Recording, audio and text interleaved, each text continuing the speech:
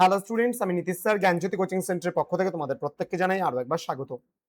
তো স্টুডেন্টস, আজকে আমি তোমাদের সঙ্গে আলোচনা করবো এনইপি 4 ইয়ার আন্ডার গ্র্যাজুয়েট প্রোগ্রামের অধীনস্থ যে সমস্ত ছাত্রছাত্রীরা যারা নর্থ বেঙ্গল ইউনিভার্সিটি আন্ডার বিভিন্ন কলেজগুলোতে 4th সেমিস্টারে পড়াশোনা করছো, তাদের জন্য আজকে minor DSC health and physical education যেটা রয়েছে, ফিটনেস অ্যান্ড ওয়েলনেস, সেখান থেকে আজকে গুরুত্বপূর্ণ যে তোমাদের প্রশ্নগুলো হবে, সাজেশন, লাস্ট মিনিট সাজেশন 2026 নিয়ে আজকে আলোচনা করব।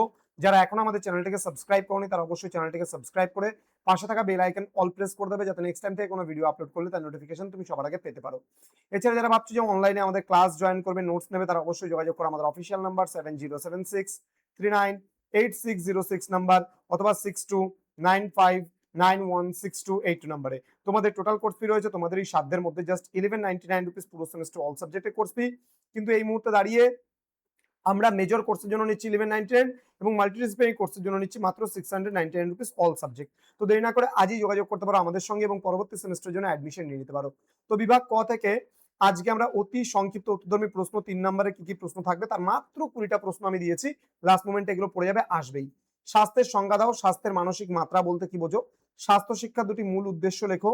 স্বাস্থ্য রক্ষায় বংশগতির প্রভাব কি? জীবনধারা বলতে কি বোঝো? পুষ্টি বা নিউট্রিশনের সংজ্ঞা দাও। সুষম খাদ্য কাকে বলে? ক্রীড়া পুষ্টি বলতে কি বোঝায়? কার্বোহাইড্রেটের দুটি প্রধান কাজ উল্লেখ করো। স্থূলতা বলতে কি বোঝো? উচ্চ রক্তচাপ নিয়ন্ত্রণের দুটি পরামর্শ দাও। থ্যালাসেমিয়া রোগের একটি প্রধান লক্ষণ লেখো। স্বাস্থ্যবিধি কত প্রকার ও কি কি?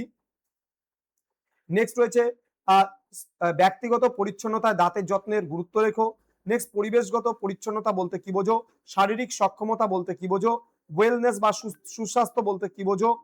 নেক্সট তোমার হচ্ছে শারীরিক সক্ষমতার যে কোনো দুটি উপাদানের নাম লেখো। বার্ধক্য বলতে কি বোঝো? কোভিড-19 প্রতিরোধের দুটি প্রধান উপায় লেখো। এবার প্রশ্নমান 6-এর মাত্র 10-15 খানা প্রশ্ন আমি দিয়েছি, এর মধ্যে থেকে তোমরা কমন পাবে। স্বাস্থ্যের বিভিন্ন নির্ধারকগুলি আলোচনা করো। নেক্সট স্বাস্থ্য শিক্ষার নীতিগুলি সংক্ষেপে লেখো।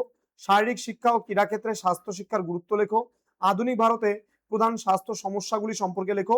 সুস্থ জীবনধারা বজায় রাখার জন্য কি কি পদক্ষেপ নেওয়া উচিত? মানবদেহে প্রোটিন ও ফ্যাটের উৎস এবং কাজগুলি লেখো। এখানে শর্করা, প্রোটিন, ফ্যাট তিনটাই পড়ে রাখবে। একজন খেলোয়াড়ের খাদ্যের বৈশিষ্ট্যগুলি কি হওয়া উচিত? হেপাটাইটিস রোগের কারণ এবং প্রতিরোধের উপায়গুলি আলোচনা করো।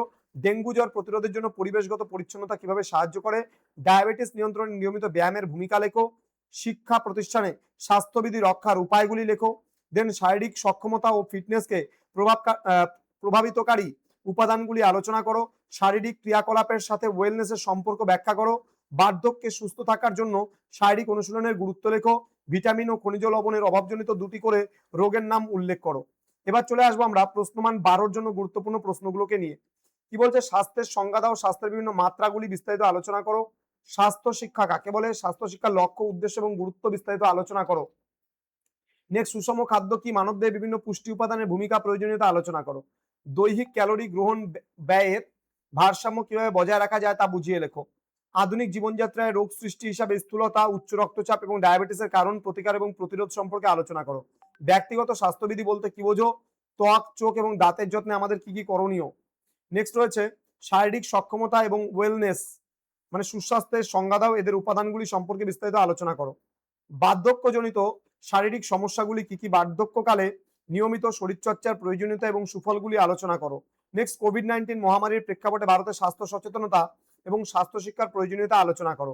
থ্যালাসেমিয়া এবং হেপাটাইটিস রোগের কারণ, লক্ষণ এবং সমাজভিত্তিক সচেতনতামূলক পদক্ষেপগুলি বর্ণনা করো। তো স্টুডেন্টস, এই ছিল আজকের ক্লাস, যেখানে আমরা 100% কমন মানে তোমাদের সঙ্গে প্রশ্নমান 3, 6 এবং 12-র প্রশ্নগুলো আলোচনা করলাম। যারা এখনো আমাদের চ্যানেলটিকে সাবস্ক্রাইব করনি, সাবস্ক্রাইব করে পাশে থাকা বেল আইকন অল প্রেস করে দাও, যাতে নেক্সট টাইম থেকে কোনো ভিডিও আপলোড করলে তার নোটিফিকেশনটা তুমি সবার আগে পেতে পারো। দেখা হচ্ছে খুব তাড়াতাড়ি আরো একটা নতুন ক্লাস নিয়ে তোমাদের সঙ্গে। তোমরা প্রত্যেকেই ভালো থেকো, সুস্থ থেকো। Thank you so much. Thanks for watching after all. Thank you.